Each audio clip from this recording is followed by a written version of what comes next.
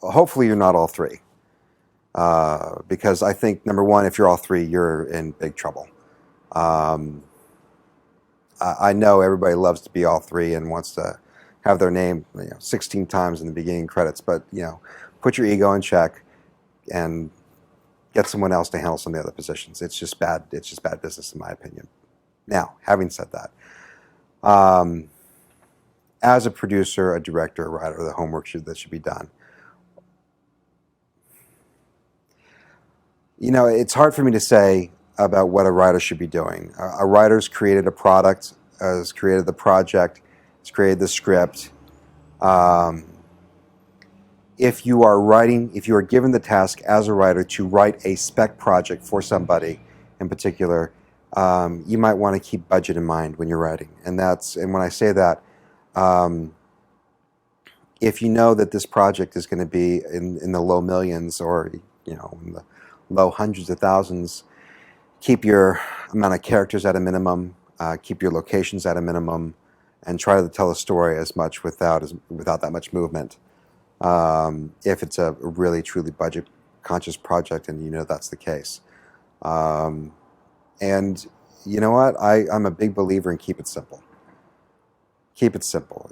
You can always get more extravagant, but it's hard to take something that's really extravagant and dumb it down, because that's when you really lose the flair of your writing, I think, in my opinion.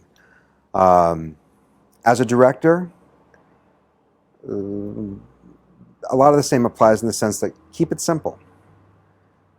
Know the film that you're directing. If you're directing a movie and they tell you that the budget's going to be in $2 or $3 million, those helicopter shots and those high-angle crane shots, and I'm sure they look beautiful, but they're not going to work for the budget. And know your limitations. As a director, know your limitations. Know what is feasible and what's not feasible, and ask your producer or your line producer or your UPM what your constraints are, and work with them. Because I'll tell you something, as a line producer, a director has come to me on many occasions and says, look, I want to create this effect, and the only way I know how to do it is by doing it X. Well, X costs $300,000 and we don't have that. How can I accomplish X and do it something differently? And I'll tell you what, there are a lot of UPMs and producers and line producers out there that will know, or that will give you ideas on how to accomplish what you're trying to, and doing it in a more frugal manner. And also with a director, really play the whole project out in your head. It's something that's really important. Know the looks that you're going for, know the locations that you're going for, and be open and malleable to other alternatives to make your project happen. Because at the end of the day, it's more important to make your project than to sit there and stomp your feet because you didn't get a specific location. And just be ready for the day's work ahead of time. Be ready for. I see directors that walk in cold on a day and don't know what the heck they're doing, and I see directors who are planned, and the directors who have planned their day out and know what they want out of the cast and the crew typically get a better product at the end. The producer here, this question in my mind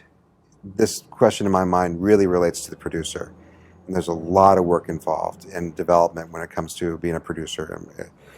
One, back to the idea of working with a line producer and budgetary constraints. Two, thinking about locations and where you're going to shoot the film.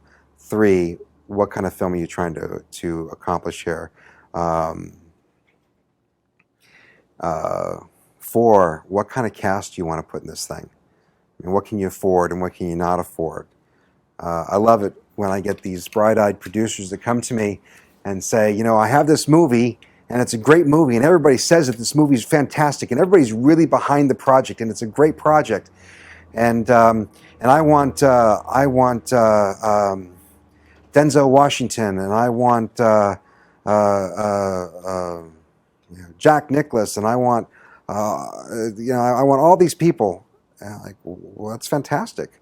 What kind of budget you have? I have $1 million. Well, you're not going to get Denzel Washington, and you're not going to get these A-list actors for this, for that kind of money. Be realistic. Talk to agents. Talk to casting directors. Know what you can afford. Really go into your project and know what you can afford, and who is a feasible person to play your lead role, and who is a feasible person to be your director. Sure, having Clint Eastwood as a director is one of the most phenomenal things in the world. I think he's amazing. But if you're only going to pay the guy $50,000, you're not going to get Clint Eastwood for 50 grand to direct your movie. It's just not going to happen. Do your homework.